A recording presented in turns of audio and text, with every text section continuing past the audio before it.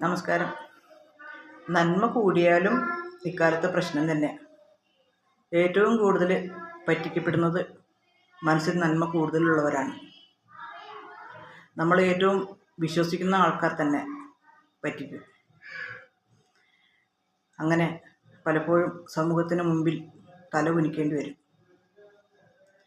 സ്വാർത്ഥതയും അഹങ്കാരവും നിറഞ്ഞ മനസ്സുള്ളവരിൽ നിന്ന് മാനുഷിക മൂല്യങ്ങൾ പ്രതീക്ഷിക്കുന്നത്. എങ്ങനെയും മറ്റുള്ളവരെ ചതിച്ച് പണമുണ്ടാക്കാൻ നടക്കുന്നവർക്ക് എന്തു മാനുഷിക മൂല്യങ്ങൾ! ഇങ്ങനെയുമുണ്ട് മനുഷ്യർ. ചതിക്കാൻ വേണ്ടി മാത്രം ജന്മമെടുത്തവർ.